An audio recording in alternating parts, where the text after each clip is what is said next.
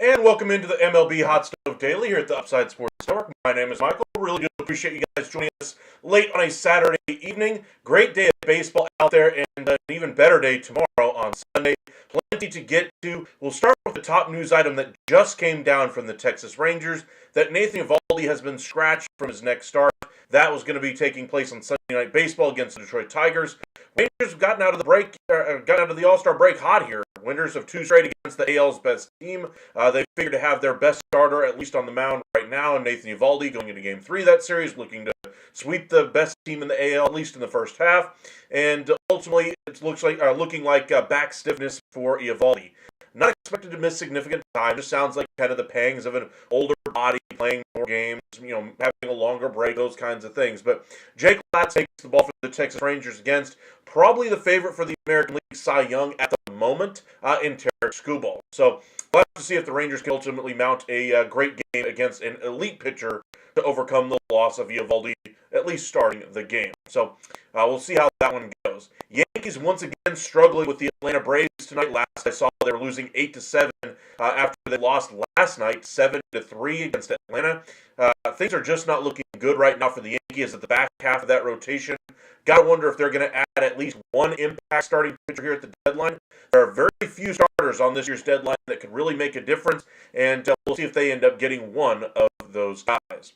But several different trades I wanted to get into today. That's going to be the majority of our talk today. A lot of talk as far as the Dodgers looking for an elite back into the rotation, or back to the bullpen guy, like a closer, something along those lines, Duran, Clase, Bautista. Names like that are something we should keep an eye out for. Cubs, of course, still looking for some starting pitching. Mets are in the conversation. Mets are also looking for middle relief as well. So don't rule them out of guys that might be able to take the ball in 5th, 6th, 7th, or 8th innings for them. And as far as a closer, if Diaz opts out of his deal, they could need a closer next year. So don't rule them out of the closer market either.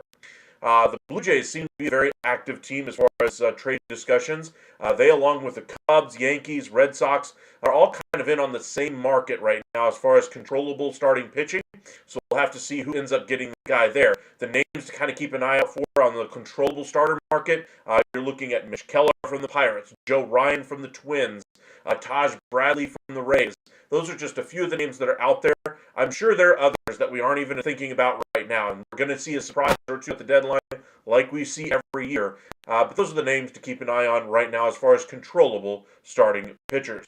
Welcome in, Mark. Latz is not Eovaldi, but should be able for a sweep. Right there with you, Mark. I think they will. Lats, when he has started, has been very good for the Rangers. And, offensively, the Rangers are kind of stumbled here out of the break. I kind of think this performance that they put on so far offensively over the last couple of games is going to highlight the needs of this team for their president of baseball operations, Chris Young. He's going to look at this team and say, yes, our pitching staff is doing great. Our bullpen is doing yeoman's work. But yes, we need one elite closer at the back end to really slam the door shut, not allow these walks to get to us in the ninth inning. And we also need another bat for this lineup. Now, how impactful that bat will be is going to be dependent on the prices that we end up seeing here at the deadline. There are so many teams that are buyers. Prices are naturally going to be high when there's more buyers than sellers, supply and demand, But we'll see what the prices turn out to be for some of the elite bats that are going to be available. The Rangers are one of many teams that are in on Eugenio Suarez. Seattle Mariners would love to bring him back. The New York Yankees have long been considered the favorite for him, especially after Aaron Judge has made it known he would like to see Eugenio Suarez in a Yankees uniform as soon as possible, especially after Josh Chisholm has now switched over to second base full time. All right, be sure to hit that like and subscribe if you haven't already. The thumbs up at the bottom of your screen right there. Go ahead and tap that button. It goes a long way to helping us out. Say hi in the chat. Let us know a trade that you'd like to see here at the deadline, the team you'd like to see, a player you'd like to see move, and we can go ahead and make some trades for you guys. So let me go ahead and pull up the headlines for today, and then we'll get into some trades. The Guardians are indeed listening on their elite relievers. So Emmanuel Clase, we've mentioned, could be available from the Guardians for a significant period of time. Cade Smith now enters the chat there. My thinking, anyway, reading it from the outside looking in, is that Cade Smith would have been the guy that would take over the closing duties if they traded Clase. So maybe they would rather trade Cade Smith rather than Clase in that case. Of course, Clase keeps the role there, but I still think Clase is the right guy for them to trade right now. I think his value on the market is going to be immense for whatever his return would be. So kind of keep an eye on it for that one. Let's see here. We already talked about the Dunning trade the other day, getting done with the Rangers. The Rangers are indeed looking for bullpen help. Evan Grant posted an article that said that they've been connected once again to Kyle Finnegan, who they were talking about in the offseason. That I don't really think is a really big move for the Rangers right now. I think they're looking a little bit bigger game as far as a closer option. Bednar was the other one that was mentioned by Evan Grant. I think that one's a lot more plausible. They've been connected to him for 2 whole years now, and his price is about right, brings exactly what the Rangers need as far as strikeout percentage, closer, all that good stuff. He's been fantastic since he's come back from the minors after struggling really early in the season, and he's had a heck of the last few months here for the Pirates. I do think the Pirates could be a nice team here for teams looking for controllable assets. So, for instance, the Pittsburgh Pirates are not going anywhere fast with Paul Skeens at the head of that rotation. So if they're looking to do anything, well, Paul Skeens is there inside of the next 2 years, you're going to have to add Major League ready talent. So, you could use some of your depth in your starters that you have to be able to do that. Mitch Keller is one of those names. You have several starters that kind of fit that description. Guys that no longer have roles in the rotation because they don't have spots for them. So if you trade a couple of those guys, and Ashcraft, Jones, who's injured, you start trading away a couple of those guys, that frees up the logjam as far as pitchers. And oh, by the way, they have another great one coming in Bubba Chandler, who I believe is the number 2 right-handed starter in the minors right now. They just made the draft of Seth Hernandez, who is the number 3 prospect entering the draft according to MLB.com. They got plenty of pitching. Like we talked about on last night's show, some teams are really good at developing pitching, and some teams just really struggle developing it. So every team has their strengths and weaknesses. For the Pirates, producing good offensive players really has not been their forte for quite a period of time now. So maybe they use that pitching depth to really add to their system there. Mark, can you do the Cade Smith to Texas? Also Jax, maybe Caden Smith can be your closer with Jax and Garcia as 8th inning guys. Jax, I don't think, is a closer. He hasn't really shown the ability to handle that mindset yet. Doesn't mean he doesn't have the stuff for it. He's a lot like Robert Garcia was last year for the Nationals, like he is this year for the Rangers. Cade Smith kind of fits that same category for me. I'd rather have a proven guy who's been able to handle it, especially when you get to October. We saw even some of the best in the business. Evan Williams faltered last year, faltered at the beginning of this year. But I would be looking for more of an established closer option. But we'll get into some rather entertaining trades here in just a moment. Let's check out X, see if anything is happening. We'll do trades here in just a few minutes. Johnny Pareda designated for assignment. Nothing huge there. We talked about the back tightness for Eovaldi. Dang, Arrighetti looks good.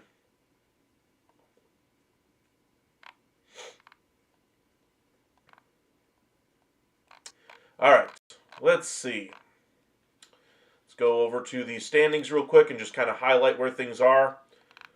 Rangers pick up another game anyway, or a half game anyway on the Astros. They're still playing at the moment. Let's look at the wild card first and kind of show you where things are at. Games are still going on, but the Detroit Tigers are still on top of the AL right now, even after losing 6 straight games.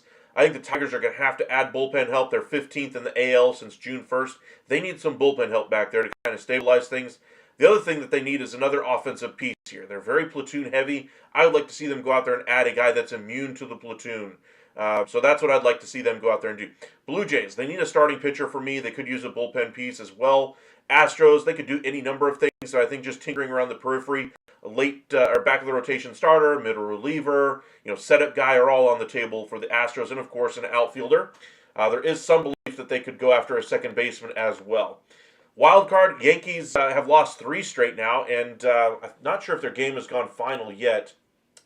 They have now tied it against the Braves, so not final yet. Okay.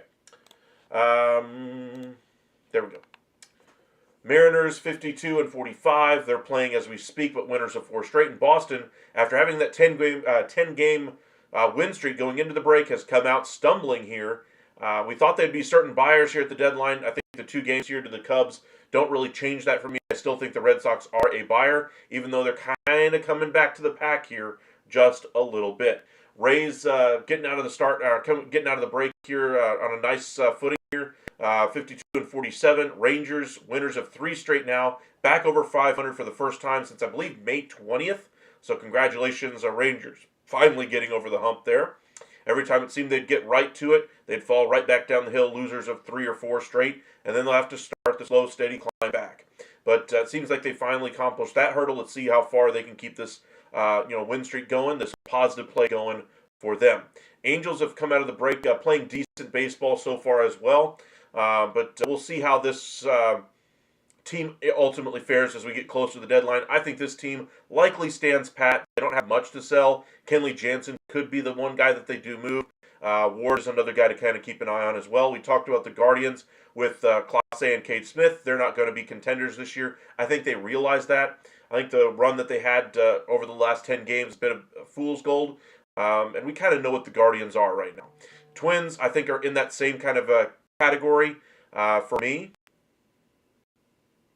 For the Twins, they're one of the 2 or 3 teams that I'm really keeping an eye on as far as a team that could trade quite a bit.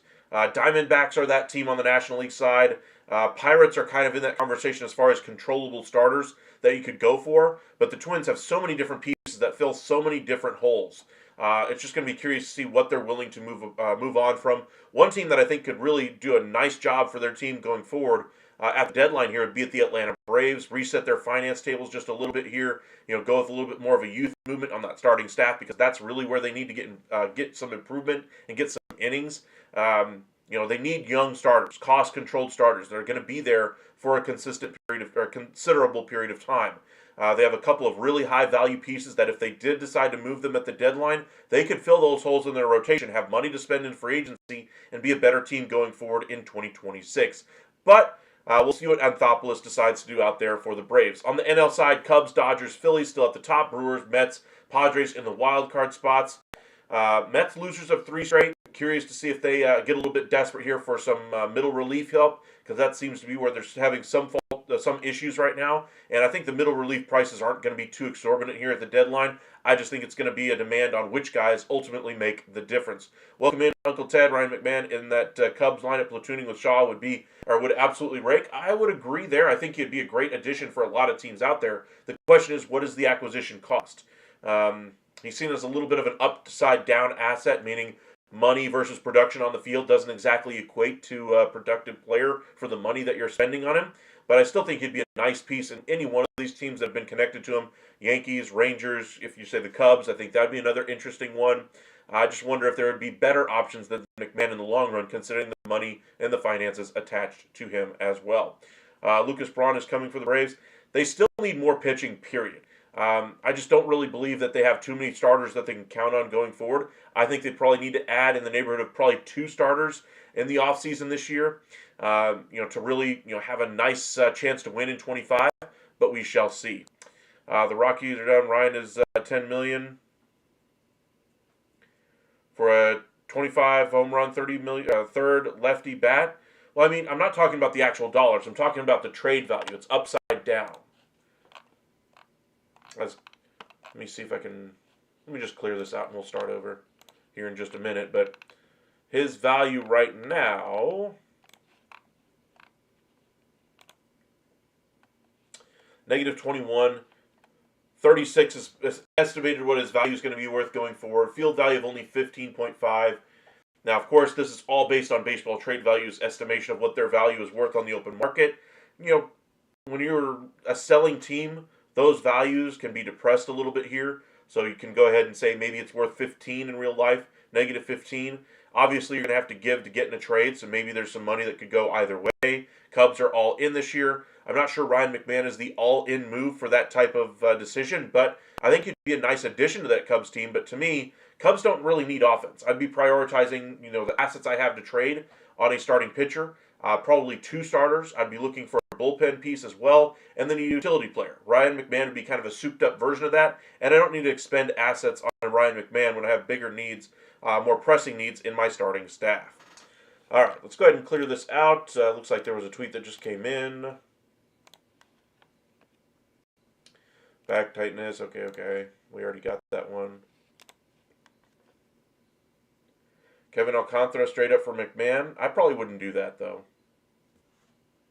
So you're saying for the deadline, it would be Joe Ryan as your 1 piece, Keller as the 2 piece as going into that rotation, Jax to help out the bullpen, and then McMahon. They don't really have the assets to do all of that. I mean, if they'd wanted to do that, Joe Ryan would pretty much cost all of their assets that they have. Mitch Keller, I don't think they would have enough for after that. I mean, if you might be able to shoehorn, 6 prospects for 1 Mitch Keller, but then you don't have anything left for Jax, and McMahon, like I said, is a negative asset, but maybe you could get him away or get away with it for a couple of lottery tickets sending the other way. That would be a possibility there. All right, let's get into some fun trade ideas. So, we'll start with the Rangers tonight. To me, the winning streak that they're on right now, the good play that they have on the AL side, and with the AL being wide open as opposed to the National League, which is basically coming down to me, a 3 or 4 team race on the NL side. I mean, the American League, any one of the top 8 teams, I think, could make a run to ALCS, and who knows if somebody gets hot. But I think, Mark, you had a trade idea, if I remember correctly, first. You're talking about Cade Smith, Jax, maybe. Again, I still think we need to go for a closer, but let's go ahead and start there, I suppose.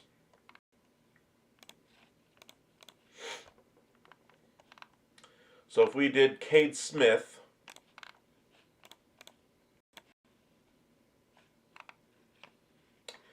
$29.6. That's an expensive piece. And he's under control for how many more years? 4. So then you'd have Garcia and Smith for a few years. That'd be a good 1-2 punch. Okay, so then you go for, you're looking for around 29. You're not giving up any of these pieces here for that. But your first piece probably be Rosario going to the Guardians. You could do Dreiling to give them an offensive piece. And Osuna.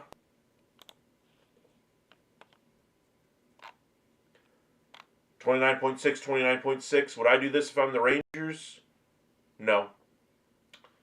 I just think Rosario's value is too good, especially as a top 100 guy when he was healthy. He's dropped out of the top 100 now due to the injury. Dreiling hasn't performed as of yet, and there's no real spot for Osuna, but I still wouldn't do this trade for Cade Smith. I would keep these trade pieces for something a little bit bigger and more impactful, even though Cade Smith, I think, would be very impactful in, say, a 8th inning role for the Rangers. 9th inning would be a question mark. Can he handle it? Can he not? Those would be the questions for me. Cubs traded a draft pick for Kyle Tucker. I mean, they are loaded and win trades. I wouldn't necessarily say they win trades. I think the Astros really did a great job in that deal, getting what they got. That's just a great deal, honestly, from top to bottom for the Astros. Cubs, they are all in, and that's why they're in the position that they're in. They decided to spend their money and push all their chips to the center this year to try to push to the postseason. And so far, it's worked. But there's more work to do if you're a Cubs fan. I will agree with you there. Now, as far as winning the trade, obviously you try to do the best no matter which side of the trade you're on. But as far as a trade this year for the Cubs, teams are going to notice the desperation in the Cubs. Not necessarily that they're desperate to make a move, but that they're trying to win and that they're all in. So the price might be a little bit more exorbitant than it otherwise would be. Not to mention the fact that it's a seller's market. There's so many more buyers than there are sellers. There are very few good pieces on the market. So if you're looking for anything great, we shall see. Ronnie Henriquez is the closer to trade for. Henriquez is not a closer. He's a middle relief guy. He will never be a closer. Does not have the mentality to be a closer. All right, let's go ahead and do another trade here. One that I've been kind of toying with is the Bednar trade with the Pirates. Pirates, to me, just really scream a seller, obviously. But Bednar has been, on the radar for the Rangers for, 2+ years at this point. And he really fits and, dots all the I's, crosses all the T's for what the Rangers are looking for. He's got 1 year of control left after this year, so he'd be a great add and kind of solve the bullpen issues going into next offseason going into next year as well. So it's not just a pure rental like Finnegan would be that Evan Grant pointed out in his article today. But let's kind of keep that one in mind. Let's go down here to the Rangers. We could do just the simple straight-up trade Bednar to the Rangers.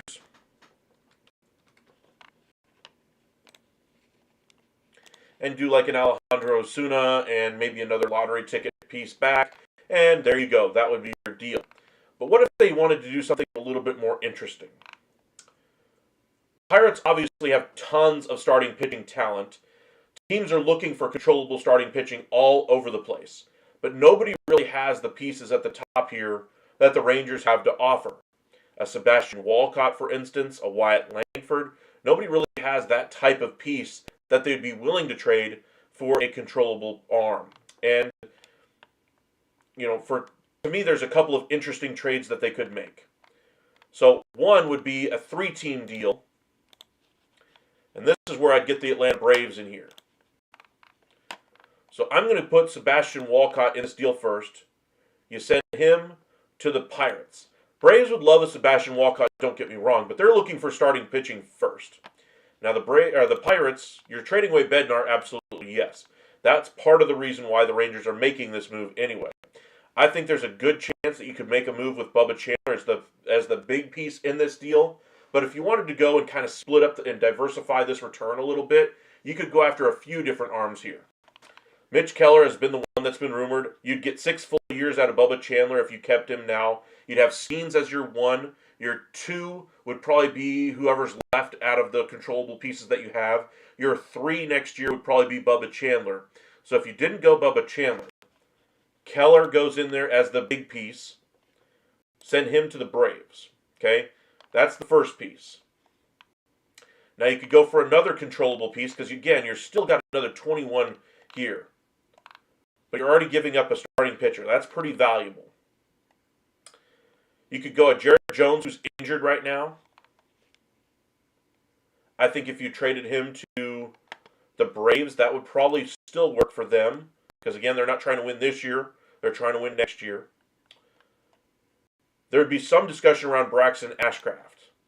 Or Mlodzinski. I'm not sure if I'm pronouncing that right. But all these guys are right around that same timetable as well. Now, of course, this gets you a little over. Pirates would need a little bit more return as well. And I think they could easily get to that. So if you're looking for more bats here, I'll trade you Fitzgerald.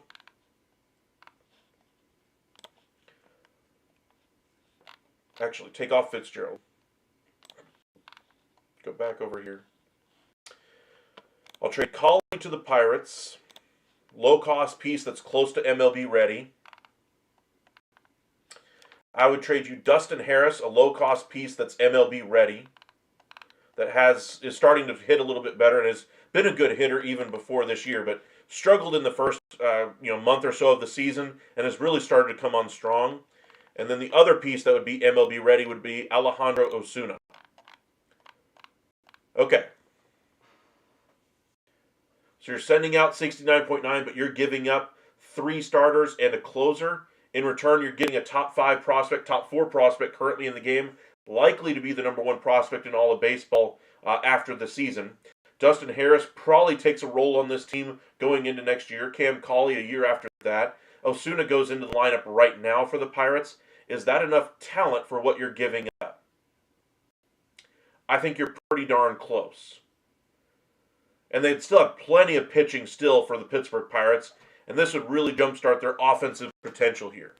Now, I might look for another established major league piece in return. Somebody with some control. But here's where it gets interesting for the Rangers. Because now you look at the Braves, they're at 48 value. They're getting Mitch Keller. He would probably be their number 3 starter next year. Jones would probably be their number 5 starter next year. Plenty of control. That'd be a very good trade for the Braves to make, but you're going to have to give to get. So what would the Rangers want in return? You guys already know where I'm going.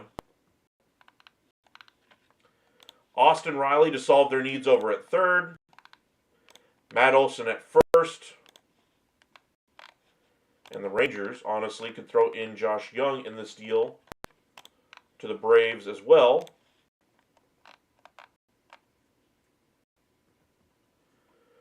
Now, you're still not even close on this deal, but you're giving up 2 impactful pieces.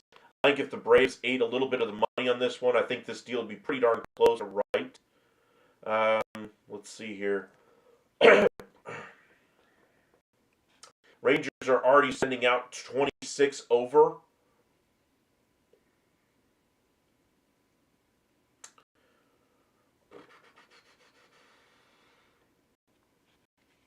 So if the Braves were to send, I don't know, 8 million back the other way,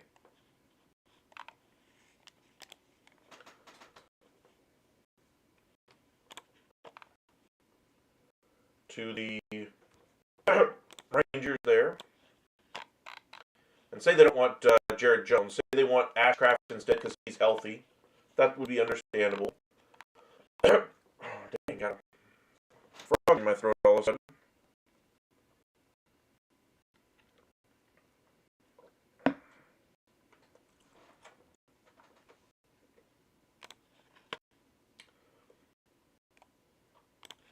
And then Ashcraft to the Braves. Now that you get controllable pitching back to Atlanta. And there you go.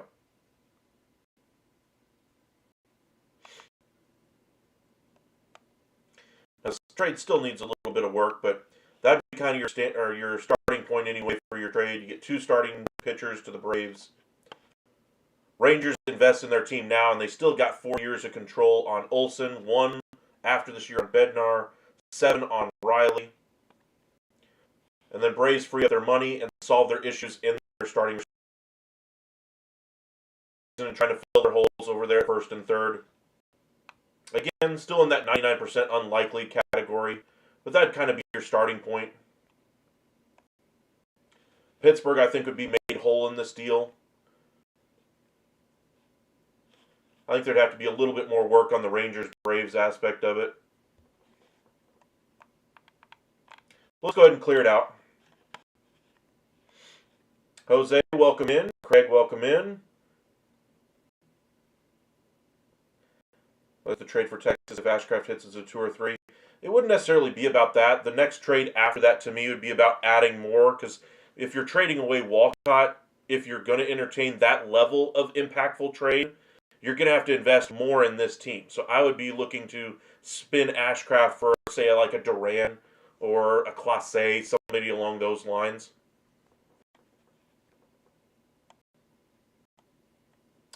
All right, let's see here. What was your other trade there?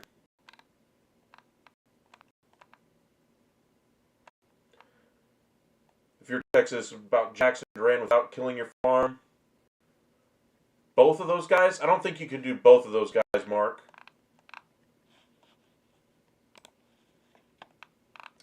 But if we were to look at the prices on them, see if they've changed any since the last time we looked last night. Looks like Jax has gone down just a hair. I think he was 29, 28 yesterday. Duran, still right around the same price, 20.8. Together, 47, 48 total value.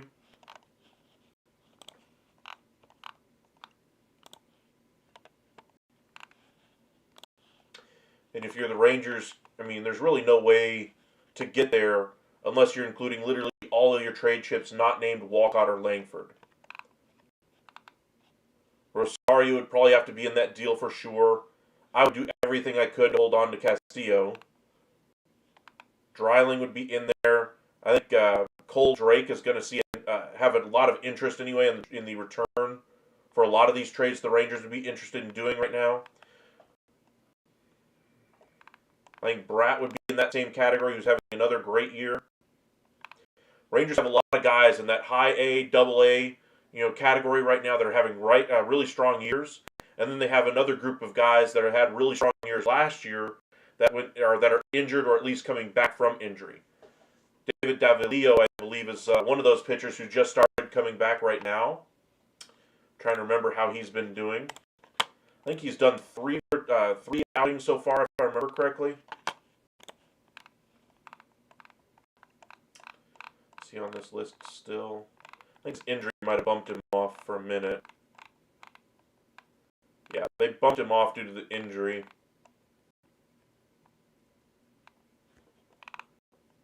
Oh, there he is. They bumped him down, not all the way off. So he is back. Okay. 3 starts, 4 games. 18 strikeouts, 5 walks, a 161 average. Looks like he's back to doing what he was doing before the injury. Last year, he really popped on the scene for the Rangers. Was not expected to be an elite prospect, but started to really show something last year. 110 innings, a 1.88 ERA. Rangers have a nice group of pitchers in that same kind of a category. Scarborough, Davillo, Tiger, Bratt, and Cole Drake are in that category for the Rangers as far as trade assets. Teodo, I don't think they would move. Winston Santos, I don't think he's back either. 2 outings. When was his last game, though? Yeah, that was in April. He's coming back from injury. I believe he comes back inside of the next couple of weeks. Mark, that is too much just for trying to do a one-stop shop trade. Yeah, I would agree. 47 is a little steep anyway for both Jax and Duran. Maybe if the Angels are smart, Rangers can make Mike Trout, and we have the pieces. You can see how Trout to Texas would look like. Trout's not going anywhere. I mean, the Angels aren't trading him, and even if they were, like, say Mike Trout said, "Hey, I want out." Yikes. That is not a trade you're going to see. You need to keep Drake if you're Texas. He's been very good. He just got promoted to AAA, I believe. Made his first outing. Oh, there we go. Wait. Yeah, made his first outing. Now a second, I suppose. Up to 8 innings already. Only 2 outings so far, but look what he's done at AA. He found himself, so he's starting to get his feet wet at AAA, and we'll see how things go the rest of the way for Cole Drake. He will not be a factor for the Rangers in the second half here, but he's a piece that could be appealing for the Rangers in spring training if they hold on to him.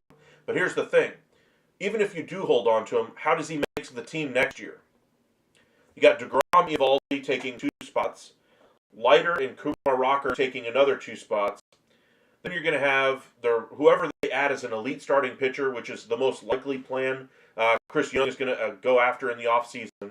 There's not really a spot for another starter coming back or coming into the system here. And so they have a lot of guys that are going to be right around that AAA mark that are going to have to push their way up to the majors, which is, I guess, how you'd want them to do it anyway.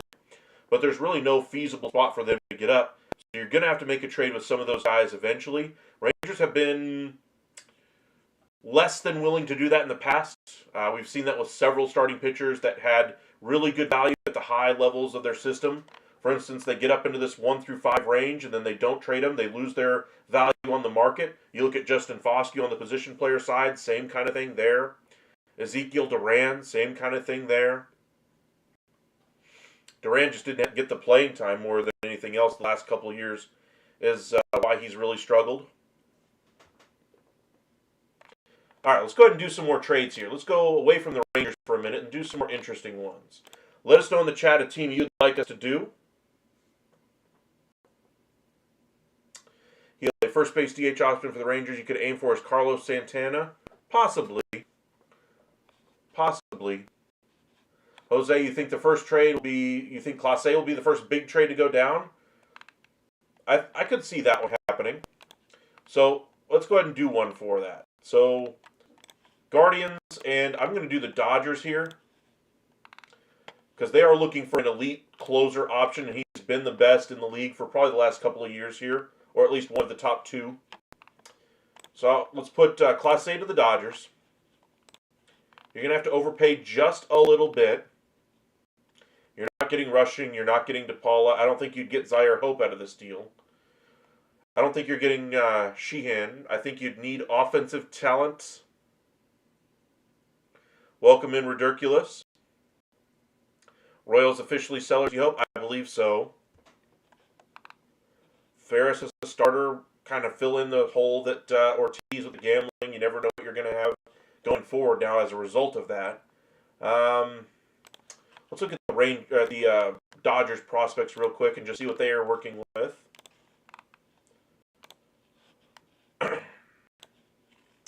High A, 35 games, mashing. Got a little bit of time here, though. He'd be a good one. How's Morales been doing lately? Starting to get a little hotter now. And then Vargas hasn't played in a minute. Indicates an injury. Trying to think if anybody else really sticks out to me. Nope. Okay. Let's go back over to our trade here. Let's say that Mike Sirota is the first piece going back to the Guardians. Let's say they want to go for a piece that's closer to the MLB level, a Gavin Stone kind of a return. That could be appealing. You need roughly another 17 in this trade anyway.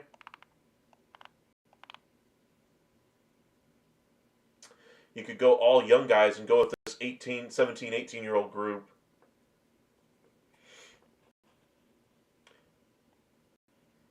You could go Stone and then get one of the young shortstops, say like a Kellen Lindsey. How is he doing for the Dodgers this year?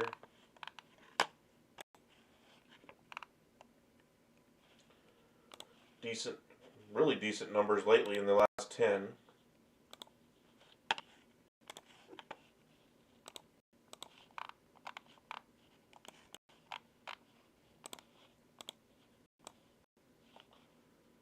Alright, so he's hitting 280 recently. He's in A-ball.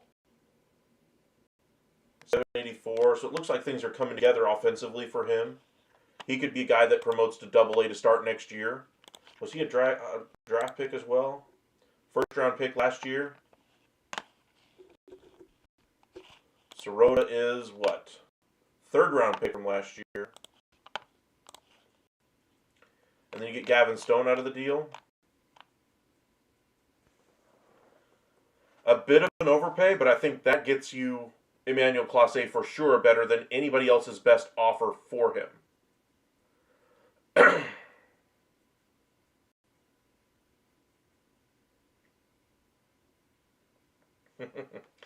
You would give up Walcott and Langford as main pieces to get Trout if the Angels take on even 15 or so of his salary.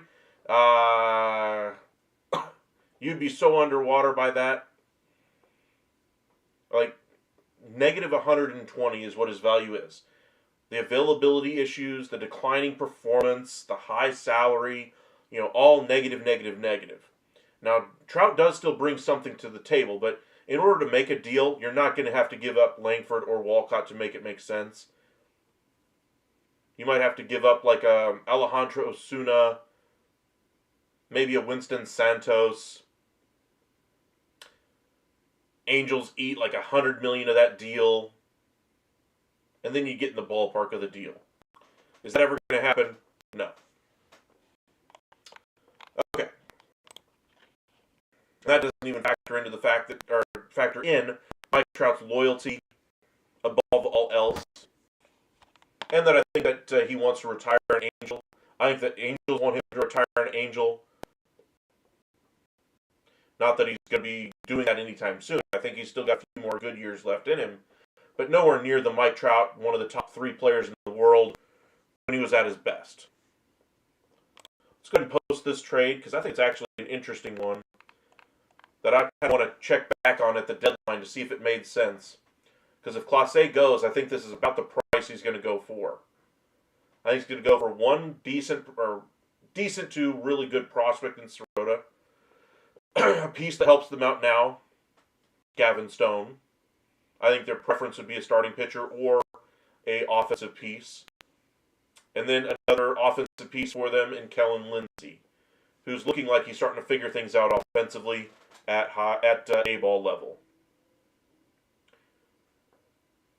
If I'm the Dodgers, I do this trade obviously because I'm in my title window right now.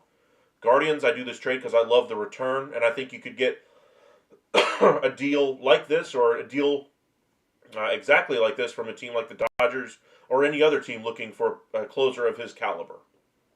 And you get 3 years left on the deal as well. This would give the Dodgers, 6 closer types on their roster when healthy? Obviously, they're not getting one of those guys back this year, but something to kind of keep in mind.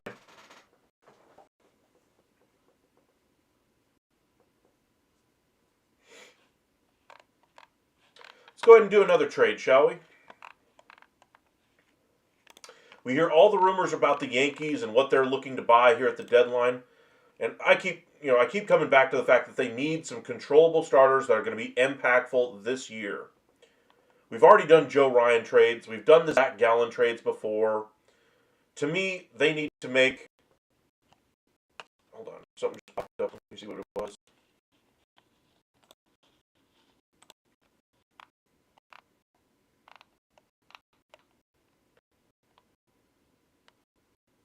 Uh-oh. Paredes got hurt. Uh-oh. That's not good for the Astros. He pulled something.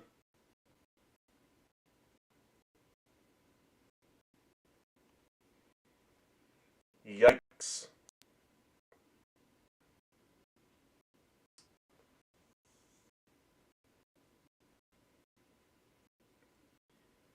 He's been one of their best offensive pieces for a while now. And a team without Yordan Alvarez is going to lose another guy to the IL. Significant hamstring injury. I would guess at least a few weeks, maybe a month for Paredes until he's back.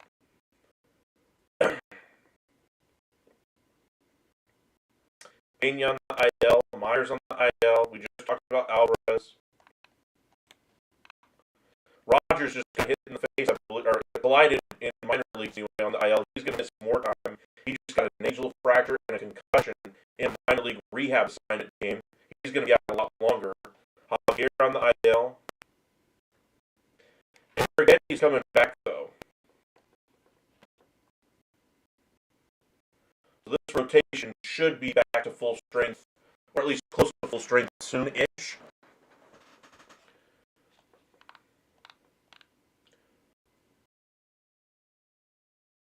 Knowing that Astros, someone will pop out of nowhere and be good. True, that's what they do.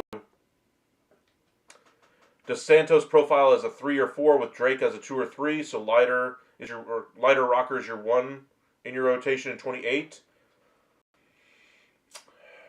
I I don't think Leiter profiles really as a 1 yet to me. I still haven't seen that level of dominance. I want to see how he does next year. I want to see if we have a Hunter Brown-like leap going into year, 2-ish for with him. Rocker has a lot of. He gets a lot of strikeouts, and his imposing presence on the mound, I think, is the closest thing in baseball right now to a starting pitcher with Randy Johnson level intimidation.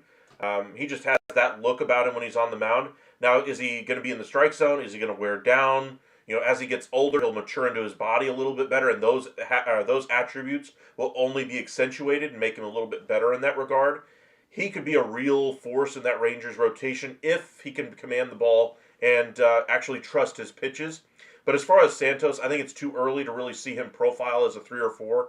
I still view him, until proven otherwise, as a 4 or 5 type of a pitcher. Cole Drake, probably more of a 4 to me. They don't really have a spot in the rotation right now for those guys. Now, in 2028, if you're still dealing with Drake in your system at that point, that means he probably wasn't worth it on the trade market. You should have traded him before if he was. And if you're still holding on to him, that means things didn't work out so well at AAA. Santos didn't get healthy, those kinds of things. Because you're not moving on from DeGrom until 28. You're not moving on from Eovaldi until that same time frame. So those guys are going to have to languish at AAA for a couple of years until they're able to be called up. And that doesn't usually happen in Major League Baseball. Now, of course, you have injuries. You're going to need fill-ins. That's kind of what Kumar Rocker was. He wasn't expected to be an option for them late in the season last year, as utilized as he has been so far this year. But you never know what happens when you get injuries. You got Bradford coming back as well. He's under control. I still wouldn't rule out the possibility of a John Gray return. Molly, I think, is out the door once he comes back and has a good second half.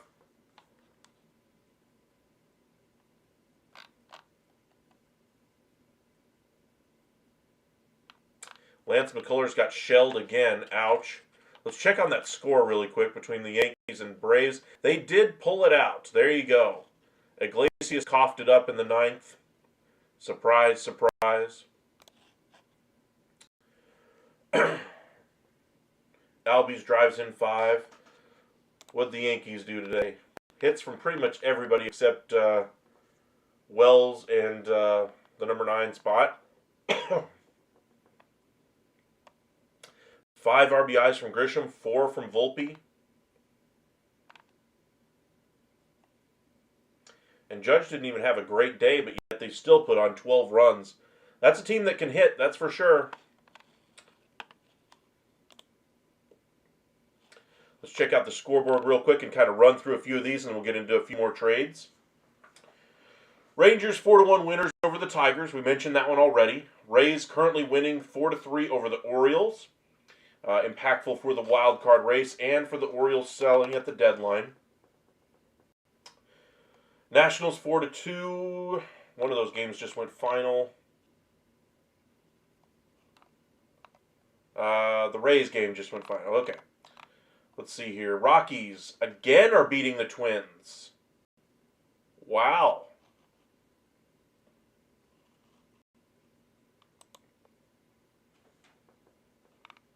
Is that Orlando Arcia? Yeah.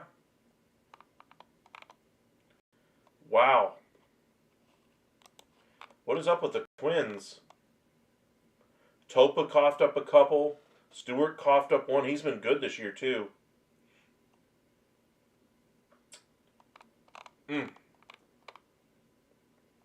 But look at Colorado figuring things out offensively. Beck playing well. Goodman, Moniak continues to rake, and I mean absolutely rake since the beginning of June. Ohtani went deep again. Awesome. Mark, so Texas might have young pitching to trade. Wow, never happened before. Well, they've had young pitching to trade before. They've held on to it before until it languished. That's been part of the problem. That's what happened with Owen White. Astros always troll their fans in tough series like these and then beat them or find it in the regular season. We'll see. The injuries are mounting. Astros had a much better start to the season than I think a lot of people expected. I think part of that is due to their division getting off to some rough starts. The Mariners certainly have played well this year, but they need more offense. Just seeing if anything else is coming up at the moment. Doesn't look like it at the moment.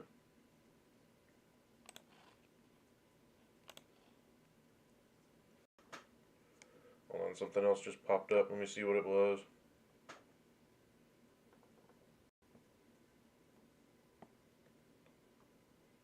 Yeah, I already got that. Okay.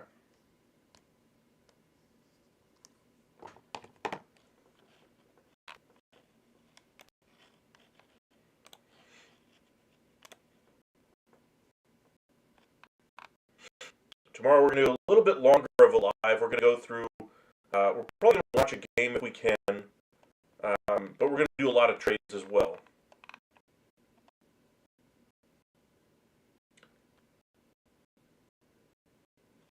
I like how almost every year the MVP are almost unanimous judging Ohtani. Well, when you look at the numbers, all teams hitting OPS.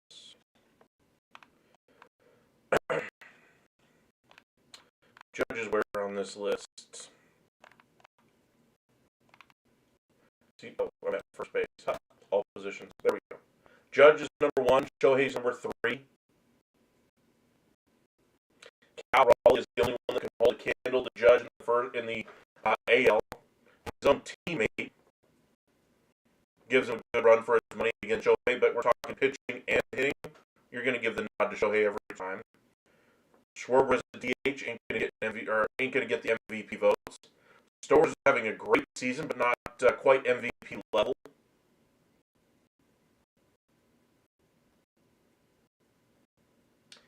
.33 home runs for Ohtani. Stowers is a little bit further behind. Buxton's having a great season in Minnesota. And you're still getting 13 stolen bases out of Ohtani as well. Those are just difference-making players across the board. All right. We're living in an era where we got Japanese Babe Ruth on the Dodgers and the closest thing to Bonds in Judge on the Yankees. Yeah. Kind of a bizarre world. Mickey Moniak up right now. Looking for his 3rd hit of the game. Like I said, Moniak is going to be an interesting name at the deadline. Like I said, I think he's one of the top 3 or 4 hitters since June 1st. Yes, it's Colorado. Take it with a grain of salt, but he had his moments out there in LA as well. I'm surprised he ended up in Colorado that he didn't have any other serious offers.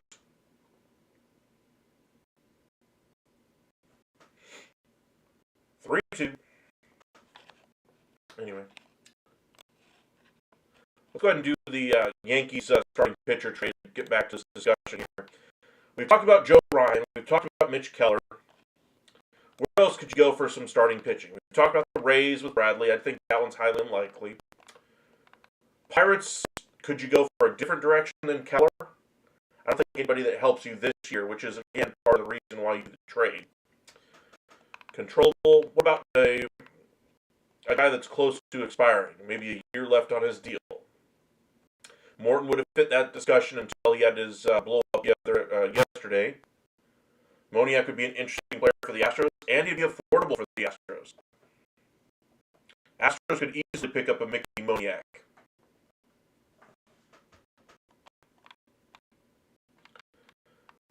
Starter, controllable, available. Marlins with Cabrera, we've done that one before.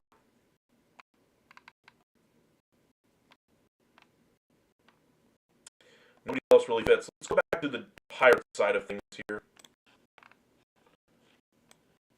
Let's say they go after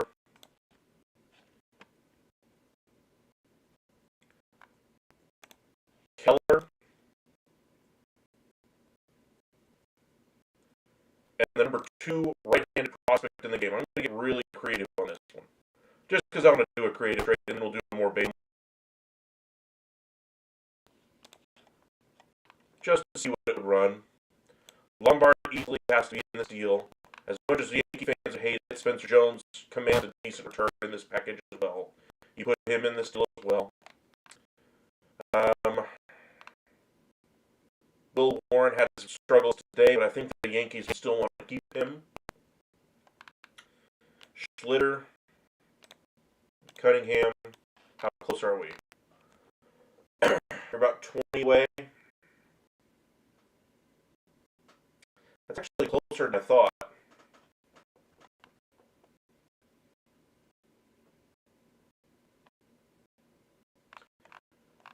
Position players, if Flores was a little bit more valuable a piece, that would be interesting. Ben Rice. I don't think you sent both Jones and Rice in this deal, but maybe. Jones could play first or in the outfield. Lombard is having an okay year, having a decent year anyway in the minors. He certainly is the most valuable future piece. That would get you in the conversation, and then you cap it with, say, Flores. That'd be emptying your top-end pieces here for this trade. I don't think they would do it. So let's go back to a more realistic trade here. You take out Lombard. You take out Rice. Take out pretty much everybody here except Jones, because I think that'd be piece number one of the building block. I think they'd want another offensive piece back first. So Flores would be piece number two. You could do Cunningham in this deal, coming back. Or Schlitter. Let's do Schlitter. How close do we get? We need about another 5. That's not bad. I think LaGrange's value is really high right now as well. I think they prefer a bat, but if you're the Pirates, you get at least 2 bats. LaGrange is an ascending player. And you continue to develop those pitchers and continue to use that to bring you offense. So you turn Mitch Keller into 2 bats and a couple of arms. That's about what the cost would be. So that'd be one option. Now, say you're the Yankees, you're just like all the Yankees fans out there that are adamant you want to keep baby Aaron Judge. So say they do.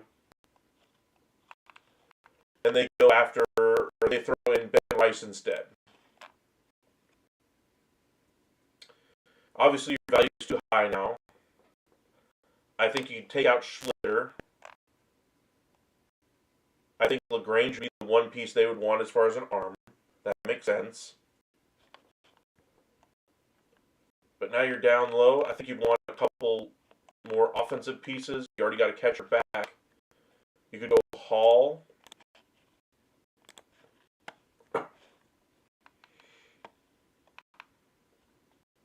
Rumfeld. You could go Arias.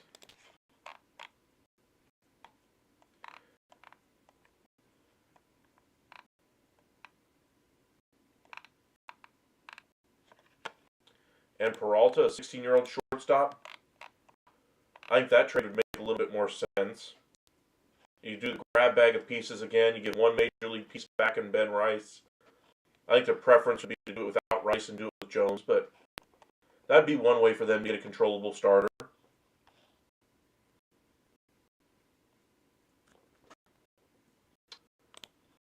Let's go ahead and do that Mickey Moniak trade there, Heel. Astros, they go to the Rockies.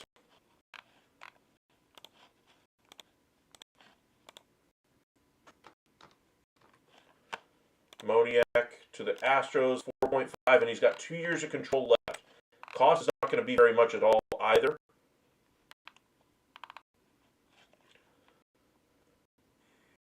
I think they'd want starting pitching. Although I would develop hitters like Diaz here. That value gets you close. And Jaworski, you send it over the top. I would do that deal all day long if I'm the Rockies. If I'm the Astros, I try to get away with it with only two prospects, maybe give up somebody slightly better than Brito instead of Jaworski and Brito. So take those two pieces out. Say they go a little bit more expensive on the trade piece that they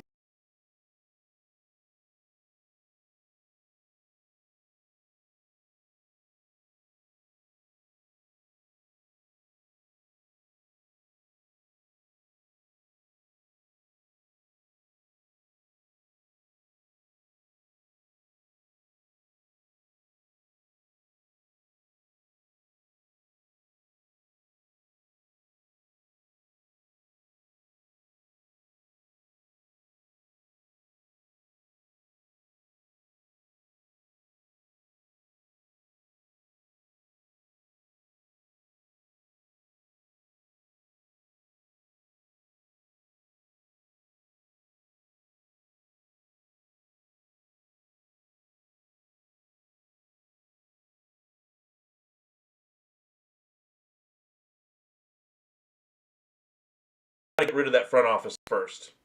That front office has not done that team any favors in their development side of things. No thanks. I'd want a changing of the guard if I'm Ethan Holiday going into Rockies. But of course, I just got drafted there. I have no say in the organization. I'm a big, bright spot of the organization, sure, but I don't make the decisions. But as an outside observer, the Rockies have not had a good team, a good development staff, a good draft class in a significant period of time. They've got a couple of decent pieces that are starting to bear fruit. In Beek, the outfielder, I think he's their four hitter today. They got Dollander as well, and now they got Ethan Holiday. Hopefully, they can turn it into something for the future, but we'll see. They're still a long way from being competitive in that division, let alone for the World Series. Of course, that division basically goes through the World Series right now. But as good as the Dodgers are, Giants are pretty darn good. Diamondbacks went to the World Series just 2 years ago. Then, of course, the Padres are a pretty good team. Let's go ahead and check in on some more scores real quick, see if anything else has gone final. Colorado continuing to spread that game. Goodman again coming through. Tovar again coming through. Rockies are putting together a nice second half here.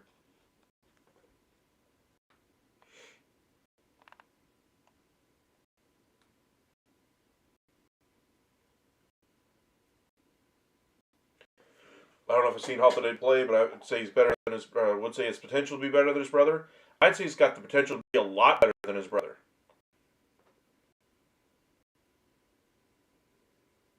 I like Ethan Holiday in Colorado, especially. Even if he wasn't in Colorado, say he was in, I don't know, L.A., where the air knocks down the ball, the power doesn't really come through. I think he's got the potential to be not just a difference-making player, not just an aircraft carrier like Dan O'Dowd says, but I think he has got real potential to be,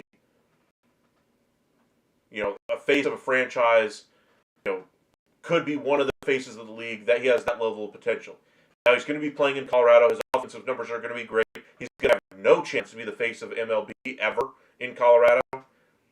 But he's got that level of talent, and the Rockies did the right thing by selecting him. We'll see what kind of team they can field around him, and then eventually, if the time comes where they have to move on from him because they can't field a good team around him, so be it.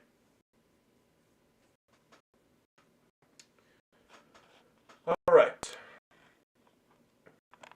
I'm going to go ahead and validate and post this one for those Astros fans out there. Rockies are beating the Twins like we might suck, but remember who's in the worst division? You Minnesota frauds. Well, the Twins are an extremely streaky team. They haven't thrown any of their best pitchers. They've been without Pablo Lopez for a significant period of time. Buxton's been very good. They're not going to trade him. They haven't even used their elite arms in their bullpen the last couple of days, but this is 2 games now that they've lost to the Rockies when they really have to win. You look at the standings on the AL side, the Guardians have now bypassed them, and they're about to drop another game here and fall behind even the Royals. I know Derek Falvey talked a good game over the All-Star break and made it sound like, the skies are not falling in Minnesota. And I've watched a couple of Minnesota Twins games recently. The team is in good spirits. Gotta love the disposition of Ryan and Lopez, even when his injury is getting up into the booth, talking about how excited he is to be in Minnesota. And, you can actually see there's legitimate, goodwill among the players on the team there. But it's not turning into wins on the field. And when your ownership is in question, you're trying to sell the team, pare down payroll, limit payroll at the very least. I think this has the writing all over the wall that the Twins will be sellers. I think they'll trade Jax and Duran both. I think they'll trade Bader. I think they'll trade Castro. Will they trade Joe Ryan? If they get a massive offer, I think they will.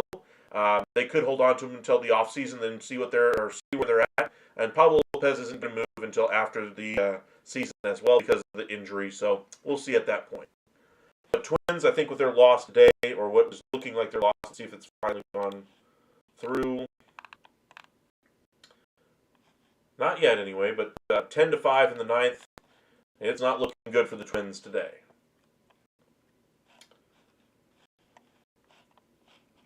Mariners on top 4-1 over the Astros currently. We just talked about the Paredes injury at the top of the third. Did not look good. I wonder if they are in the third. Okay, so it is in the bottom of the fourth. It's just not catching up.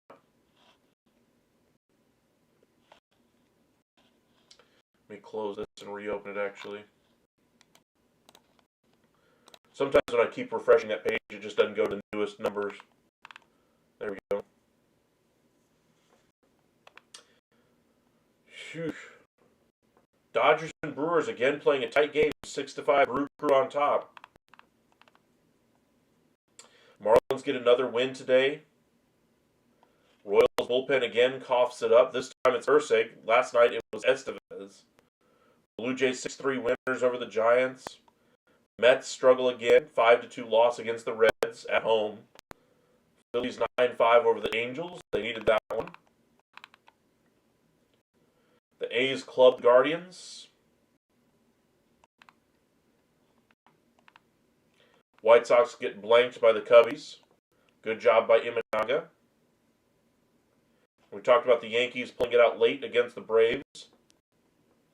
Diamondbacks 10-1 over the Cardinals. I think the Cardinals are pretty well established now as a, not necessarily an aggressive buyer for sure, but they're going to be in that buy and sell category here at the deadline. Diamondbacks with their win, where do they stand? 4.5 games back, winners of 3 straight. They're gaining ground for sure on the Cardinals. They're gaining ground on the Giants, but yet they're still, they still got a lot of room to go. They're kind of on that borderline with the Twins for me. Oh, and welcome in. You'll give the Astros or Rangers Brooks Lee, and you're just going to waste him, and everyone else too. That's the kind of player the Rangers have kind of squandered recently. Speaking of Foscue and Duran. Oh, and I think the Blue Jays should try to get Stephen Kwan for Namala and a few other pieces because that would give you a new leadoff hitter with years of control. Well, you'd have 2 years of control. Well, yeah, he's just coming back, though, Heel. I ain't too worried about you. Do a Naylor trade to Texas. We can do that one here in just a second. I'll go ahead and do that first one for Owen.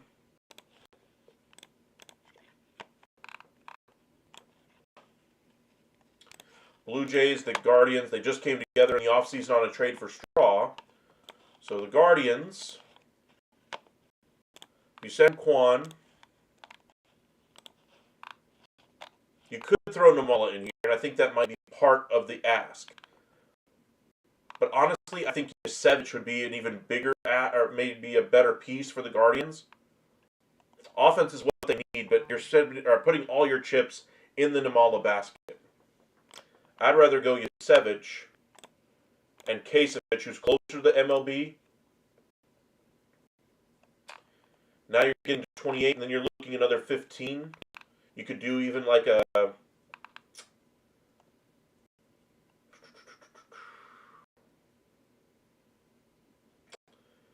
Alan Roden, Relvi Martinez. Here's an interesting trade that would make it worth it for Namala. You go back to the Guardians. You put in Clase in this deal. Now you get an elite closer.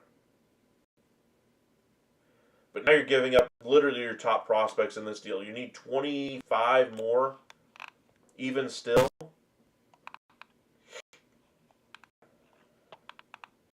That gets a little too expensive.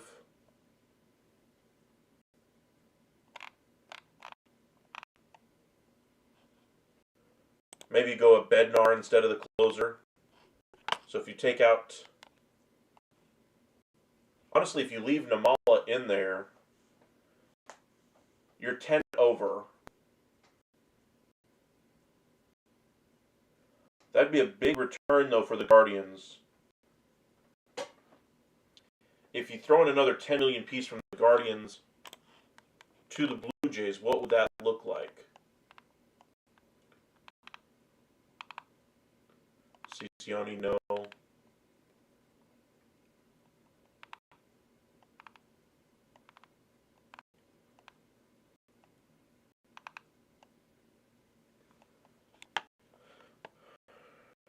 Daniel Schneeman, maybe. Nobody there really makes sense. Schneeman, I suppose. That really doesn't do anything for me, though, if I'm including Namala in the deal. If I go majors, I go expiring deals.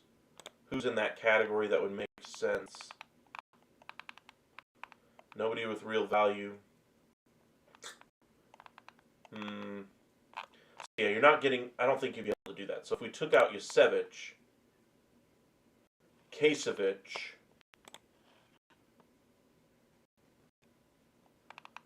Yusevich could be part of their rotation next year.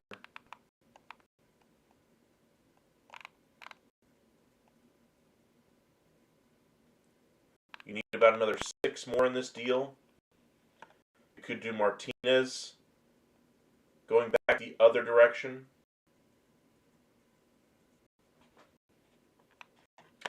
I think you go Johnny King, though, and go a little cheaper. And then you're right at 46, and then you go and get one more lotto ticket down to the very end of the organization. That's a little too far.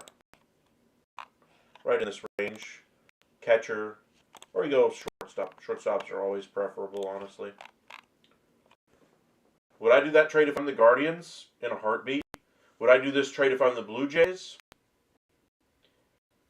Honestly, I get the impact of Stephen Kwan as your leadoff hitter, but I'd be giving up literally my top prospects here.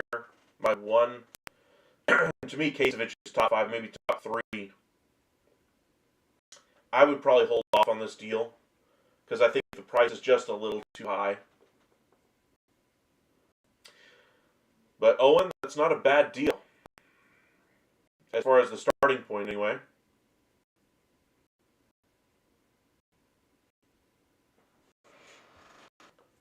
Kasich has a very nice pro written all over him.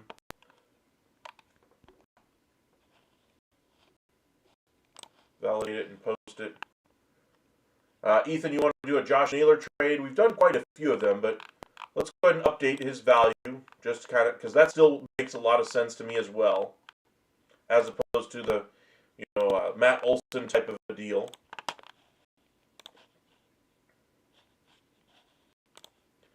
Majors, expiring. Naylor is only 3, and I think the ask would be still pretty much the same. I think you're still looking Berger, and then a depth piece right in this range, like a Morel.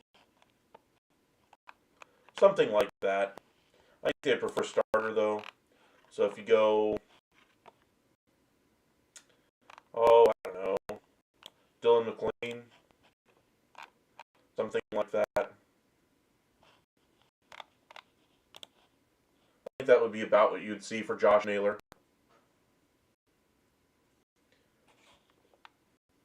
I got a one for you to do again. It's just putting out 2 to the Rangers for Corey Seager. Where you have to make it work. We'll just do it for kicks and giggles.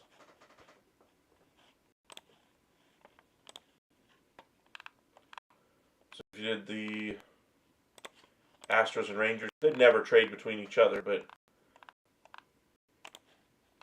ugh, it's gonna make me sick just doing it anyway. Altuve,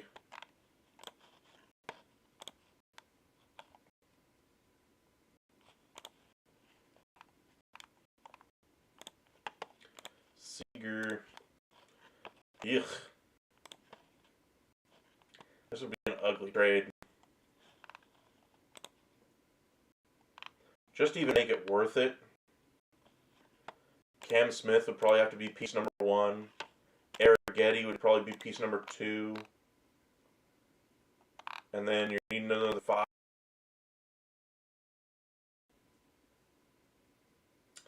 I don't know, bullpen piece like Souza maybe.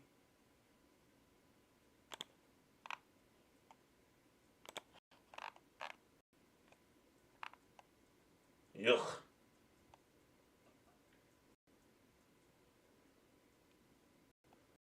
All right, let's go ahead and do a more fun one. Ethan, I like your idea there, where your head's at. I wouldn't do Carter or Kumar, but you kind of gave me an idea, though. If the Rangers really wanted to go after Paul Skeens, they could. So you trade him to the Rangers. Rangers send their most valuable assets, both of them. Langford and Walcott, both. That gets you your foot in the door. And then you throw in a couple of offensive pieces just to kind of round out the deal. I think if you're trading Langford, you hold on to Osuna for now.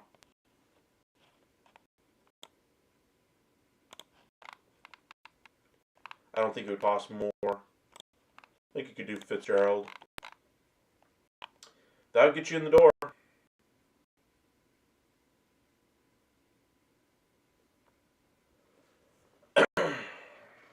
Thanks for doing it. It wouldn't be that bad to have Altuve come on. Well, I mean, you're still going to have Marcus Semien, so Altuve wouldn't play in the field. He's your DH. Josh Smith takes over at short. Cam Smith would take over probably in right or at third base. I can't remember where his natural position is. I want to say his natural spot was third or short, one of the two. But he could be your guy that takes over for Josh Young. Getty obviously helps at the back of the rotation, but they don't really have a spot even in the rotation right now for John Gray coming back or Tyler Mahle when they come back. So unless it was a bigger, you're using the pieces here to flip for a bigger trade, like a Paul Skeens, for instance, it doesn't really make sense. Third base, okay. I thought it was something like that. I would rather trade Langford by far rather than trade Kumar Rocker and Evan Carter. Now, if you're doing Rosario, that obviously is a tradable piece right now anyway. Kumar Rocker, though, has, ace-type potential right now. I think he's got at least number 2 written all over him in somebody's rotation inside of the next 2 years. I think this is typical rookie year struggles that we're seeing. I think next year, I don't think we'll see quite the Hunter Brown takeoff, which is, if we had Hunter Brown takeoff, that's ace all over him. But I think he's got, really solid, elite number 2 option in somebody's rotation as soon as next year. Leiter, I think, could be in that number 2, 3 category. I'm just not sure I see the, ace level stuff yet. I want to see him get a little bit better at striking guys out or finishing off batters with 2 strikes, because he still struggles with that. But I'm seeing lots of growth from start to start from Kumar Rocker that leads me to believe he's got a lot more growth left in him as well. I'd rather keep Langford and trade Carter and Rosario. I would rather keep Carter pretty much, because I think Carter's got really high potential. Not that Langford doesn't, it's just he has a lot more value on the market. Skeens is a 1 of 1. True, but, just imagine having a rotation: Skeens, DeGrom, Eovaldi, Rocker, Leiter. I wonder if the Rangers could get Bobby Miller from the Dodgers. I think anybody could get him. His price is literally 0 right now. Let's go ahead and clear out this trade. Let's check on the scoreboards real quick before we kind of call it an evening here. See what the Astros score is. And again, it's going to do the little faltering thing, so let's go ahead and do this the other way. Going to the bottom of the 5th, still 4-2 there. All the other games are final besides the Brewers and Dodgers. The Brewers did add on another run. Twins did finally lose. Yikes. Let's see where that puts them in the standings now.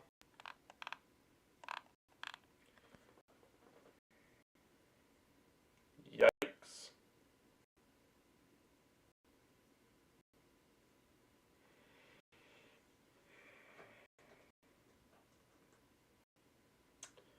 Well, I think the American League wildcard race is getting a lot more crystallized. Teams that will be buyers and sellers are kind of making themselves known. Teams that will be sellers, I think that's going to be Guardians on down. I think the Angels could make a case to stay where they are, but I think they should be a seller. You look at the teams that have that positive run differential, just look at the teams that are starting to put on those win streaks. Those teams in those wild card races, you got the Rays, the Rangers, Mariners, all playing good baseball right now. Red Sox came in on a 10-game win streak, have lost a couple now on the road to the Cubs. Detroit's got a firm grip on that AL Central, even with their 6-game losing streak. They're still best in the AL. On the NL side, let's see how that wild card race is shaping up here. Giants losers of 4 straight have dropped from a wild card spot now to behind the Reds. 4-6 over the last 10 for the Cardinals.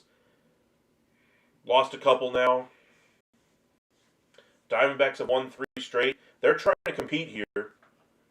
I think the Cardinals could do a little bit of selling here at the deadline. I doubt they buy at this point. Marlins have put up a nice fight this year. Good growth for next year, but I wouldn't trade anything like Stowers or anything like that. I'd be trying to grow that offense a little bit. Krim and Foscue enough value for Marcell Ozuna. I would trade both of them, honestly, for the roster spots. Because you're going to need more 40-man roster spots anyway.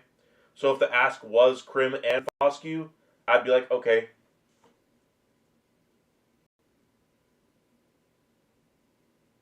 You do want Ozuna in Texas.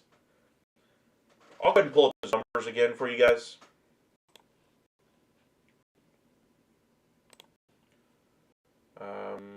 Braves, batters, update. All right, his walk percentage is in the 100th percentile. On-base percentage is pretty good. Hard hit rate is solid. That's what the Rangers really like. His speed obviously isn't going to do anything for you. His slug is better than average, but not necessarily anything to write home about. What is he doing for you at the plate?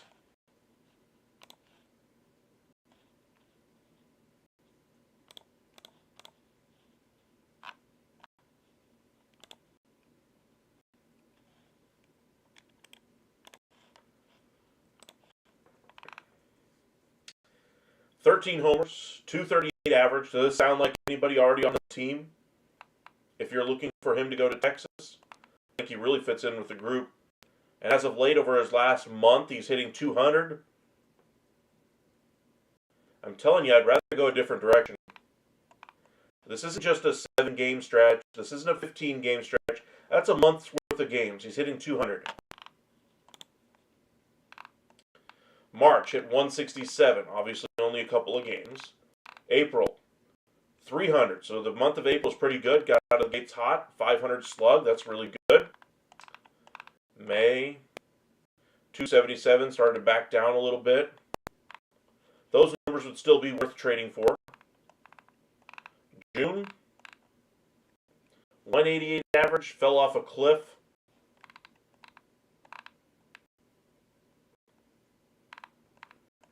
And then July hitting 156. That cliff is getting deeper.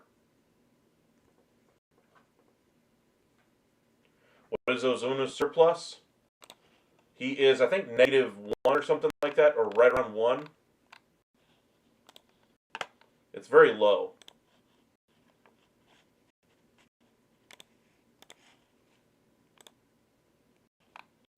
Right now, oh, they got him up to 2 now. He was at 1 for the longest time. But he's hitting 200 for a month. Like, you're getting less value for him than Jake Berger. Sometimes a player needs to change the scenery. He has been that kind of a player in the past. Remember, he was a struggling player for a period of time at the end in the Miami Marlins. I want to say he was trying to remember if he was actually part of the minor league system for the Rangers for like a couple of weeks before he was caught on with another club. I can't remember if he was. Like, I don't know, 6 years ago. Anyway, Manuel, welcome in. Appreciate you joining us. Do you think the Mariners should trade for Arenado if Suarez is traded elsewhere? They are looking for any bat anywhere they can get it. Foscue for Osuna. I mean, if you get the Braves to pick up the tab a little bit, I would do that, I suppose. Because you're not giving a chance to Foscue here. And honestly, I think you could still upgrade even over Osuna at the deadline if you wanted to. To me, that deal does about this much good. I want to see a bigger, higher impact deal. That's what I'm looking for first. That's the type of deal for Ozuna.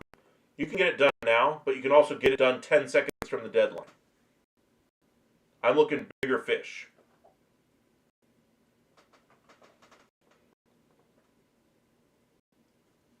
See if it adds up. I think Foscue's around like 1.1.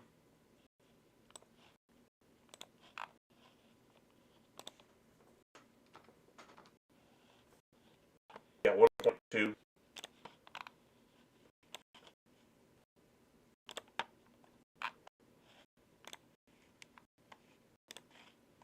So there's your trade.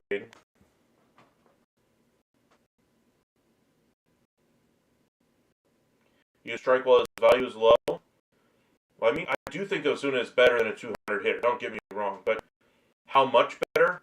Am I thinking he's a 277 hitter? Do I think he's a 300 hitter? I think on a good year, like on a regular year, I probably value Ozuna around a 240, 250 hitter at this point in his career. Let's look at what his numbers were last year, just kind of see where he's at. Look at his career. You get 302 last year, he had a really good year last year, and then you get into these 274, 226, 213. Really good year in the COVID sample size year, 6 games, 338. Then you get back down to that 240 range. Then he was bounced around for a period of time. But again, you look all the way back, right around that 250 mark is what he was with the Marlins. Of course, that was almost 10 years ago now. You think the Braves would do that? I think they would get off the money in a heartbeat like that.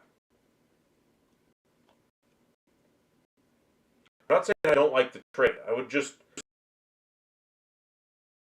got nothing else, and that's the only deal that I could make before the deadline.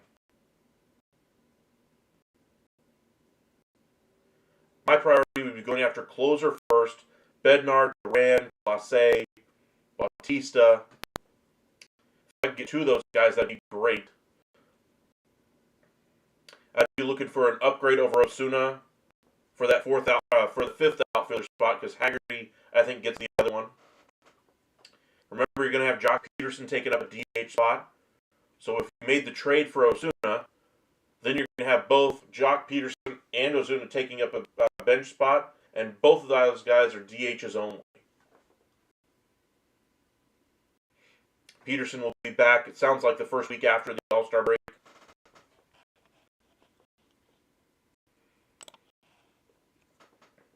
So then you're really reliant on Josh Smith holding things down at third. possibly using Jock Peterson over there at first.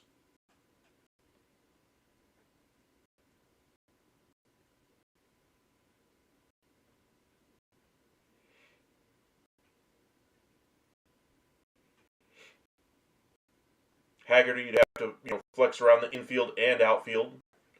Not that I'm against it, but having 2 spots taken up by DHs only, a little rough.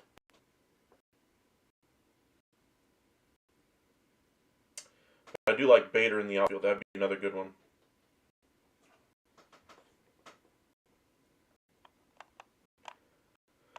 All right, let's clear this thing out. Let's do one more good one before we kind of wrap up for the evening. Got a lot of Rangers fans with us. Let's go ahead and do one last Rangers one. Let's do a out-of-the-box one and then a more realistic one. Rangers look for a bat here at the deadline. You got Ward with the Angels. Astros ain't giving you anything. Rooker's too valuable for the A's. He could get really crazy and do, something for Rooker, but I don't think the value would be there.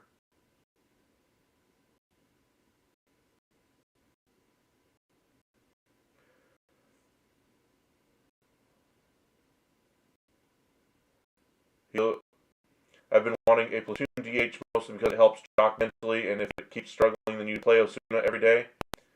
Well, I mean, yeah, but then you're losing, the flexibility of having another guy who could take over for an injury late in a game. So, say, Corey Seager comes up lame and you need somebody to spell him over at shortstop. Yes, of course, you could call somebody up the next day at shortstop and take over for a couple of weeks. But you don't have the flexibility or another another piece to come off the bench and play defensively.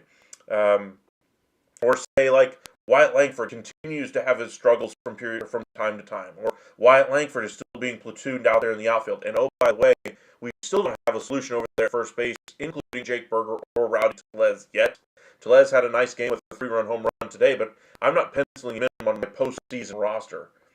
And just thinking of a team that would have on the active roster at the same time Berger, Tellez, Ozuna, and Peterson, no thank you. So basically, you're more worried about the Rangers using the salary on him, Osuna, to a certain extent, but I'm not really worried about the salaries. He doesn't bring much to the table anymore. He is a change of scenery candidate. If he works out, great, but then I'm using 2 spots on a DH only. It's hard enough convincing a front office to do that for 1 player, let alone for 2.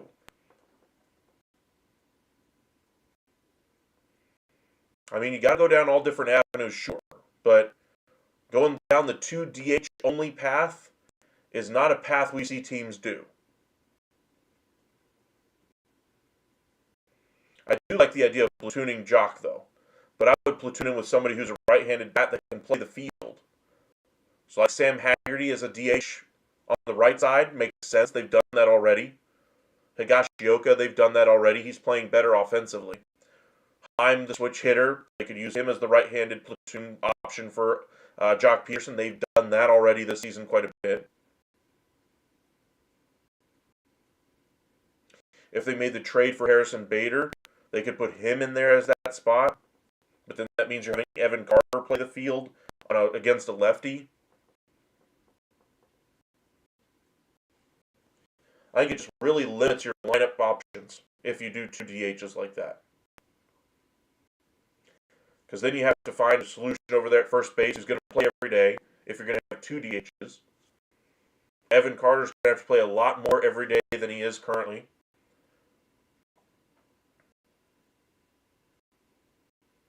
Which honestly I hope is the long-term plan anyway, but he's not quite there ready to, to face the lefties every single day no matter who it is. I think he still needs time to be spelled every now and again by a guy who's productive against lefties, like a Bader.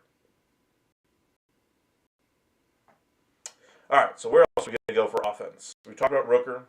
Blue Jays ain't trading anybody. We've done the Olsen thing. We've done the Riley thing quite a bit.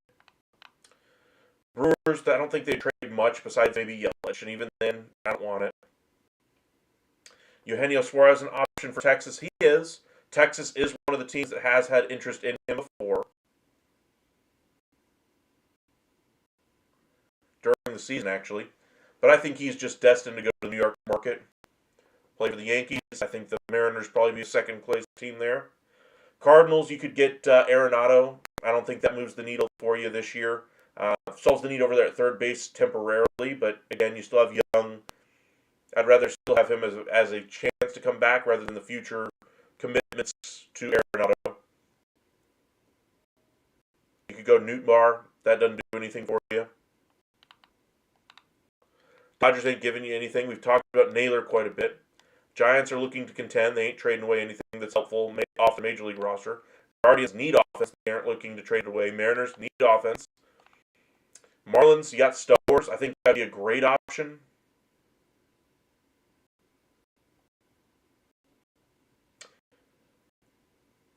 Rangers could get Suarez if we're willing to part with Young or a bigger piece. I think they could, but I wouldn't want that deal. I'd rather have Josh Young and hope he figures it out. We haven't done a Stowers trade. Like, I would not do this at all. Like, no thank you. Don't want any part of this if I'm the Marlins. But if you did Kyle Stowers, you put him in the outfield for Adolis Garcia, then you have a real question about what you're going to do with Walcott next year. If Young doesn't take over third base again, then I guess Walcott's probably your third baseman. But right field is where you're probably planning on using Walcott. But if you do Stowers in this deal, Marlins are looking for offense, and they're giving up offensive pieces here. So you could do Osuna. It's kind of your first piece.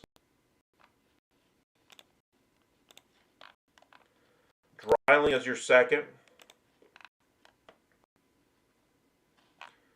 You get up to 14, you need about 9 more, probably 10 more, maybe 11. I'm still not giving up more Castillo.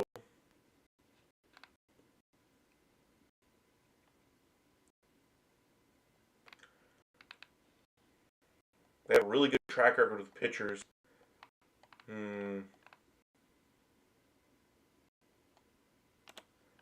Avillo and Fitzgerald. How close would that get you? That would get you the value there. Would I do it if I'm the Marlins? Hell no. Would I do it if I'm the Rangers? I'm not really counting on any of those pieces being the player that Stowers is now, let alone what he could become. So I would do that if I'm the Rangers. I say hell no if I'm the Marlins, though. Let's go ahead and take all these players out real quick. Anthony, welcome in. Logan Gilbert to the Dodgers, or Emerson Hancock to the Yankees. Gilbert, I doubt moving just because it's hard to come up with a trade in season for one of your top 2, top 3 pitchers. But let's go ahead and look for one more trade here for the Rangers, an offensive piece. We just did the Marlins, or at least tried to find them. Mets aren't trading anything off of their active roster. Nationals don't really have anything to trade that's difference-making.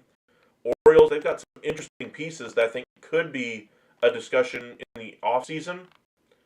But during the year, I mean, you're looking at O'Hearn maybe. That didn't really do anything for me. Let's keep it going.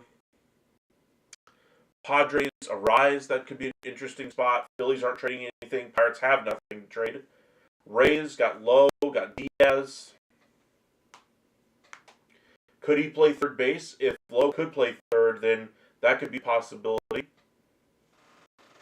The Reds, they're looking for an outfielder. They aren't looking to trade one away. Red Sox are going to be buyers, not sellers. Rockies, Mickey Moniak, we could do an easy trade like that. But again, I'm looking for bigger impact. Royals, they don't really have much offense to trade at all. Tigers, they're trying to win. Twins, we talked about Buxton, but he isn't going anywhere. White Sox don't really have anything offensively to trade. So there's, outside of the options that we've really talked about, it's kind of what you're stuck with if you're looking for a bat in this year's market. If you end up getting that trade that we just talked about, Osuna, for the low-cost option there, Walcott for Adley Rutschman. Now, that's kind of the offseason trade that I was referencing there with the Orioles. You could open a discussion there. I don't think I would do it if I'm the Rangers. I don't think I would do it if I'm the Orioles, but it would be an interesting discussion. What is his value anyway on the market? Is it that depressed already? He's down at 13? Damn. You can get him, Bautista, and Rodriguez for the price of Walcott. You ain't doing that trade, obviously, but Rutschman's value is really low because of the injury. All right, appreciate you guys joining us this evening. Let's go ahead and do one last kind of a simple trade. Let's go back to the trusty Twins here.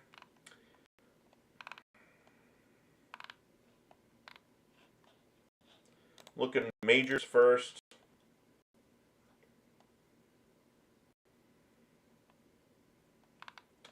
Any of these pieces that might help out. Jeffers having a nice year. Or at least he just had a nice game anyway. Against the Rockies. Castro would be a nice bench piece. Cost of 4. Doesn't cost you anything. That would be kind of your Justin Foscue and a decent prospect. That would be a trade I'd rather do than Justin Foscue for Osuna straight up. I'd rather go Willie Castro. Taylor Ward from the Angels or Ryan O'Hearn from to the Rangers. Ward would be a nice piece, but he doesn't really have a home for the Rangers, honestly. O'Hearn, I think, is a nice bat, but I think the price is going to be too high on him, and I think other teams are going to outbid. Miguel Rojas from the Dodgers. Like I said, I do like the idea of Willie Castro. I would much rather do that than Marcell Ozuna. At least Castro can play the field and would kind of be a souped-up version of Ezekiel Duran at this point.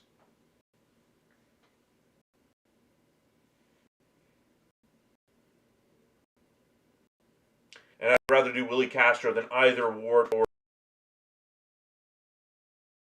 There's just so few offensive pieces. That's why, if the Rangers want to do something big and they want to add a bat, if they're serious about adding a bat, that's why you would have to entertain the idea of going big game hunting. Going for a Riley, going for a Olsen. It's not going to happen. But if you're really interested in going after an elite bat, you're going to have to give to get. And if Walcott's the price, I think if you have 4 years of control on those guys, it almost makes it worth it. I'm going to try to come up with a trade that kind of works, a 3-team deal that we were working on earlier. It's never going to happen, but it'd be something I would at least float to the idea if I was the GM or if I was Chris Young.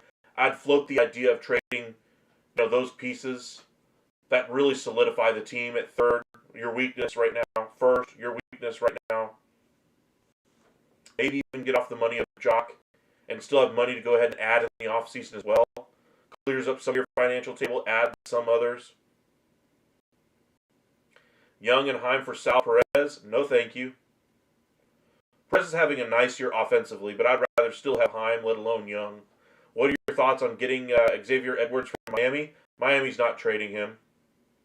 And if they do, like I said, they need offense. I would not be trading those guys right now. Now, pitching, they seem to do a really great job of developing it. I would trade pitching because controllable starters right now are really high, sky high on the market. I know there's a dearth of offense, but your offense is already bad enough. I'd be looking to improve my offense, not trade for it. Trade it away.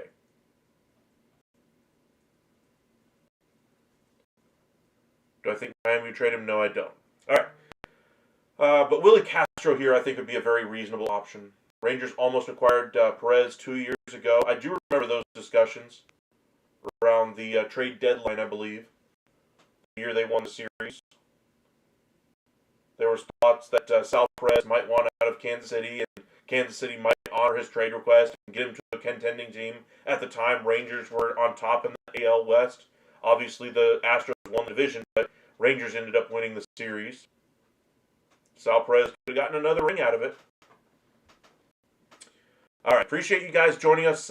Thank you guys for watching the videos I posted out there today. If you haven't checked those out, we talk a little bit about the Yankees and their pursuit of another starting pitcher. We talk a little bit as well about the Rangers and their need for an elite closer. But we'll be back live with you guys again tomorrow afternoon. So be sure to join us as well for that one. And y'all have a safe night out there. And we'll see you guys again tomorrow. Have a great weekend, everybody.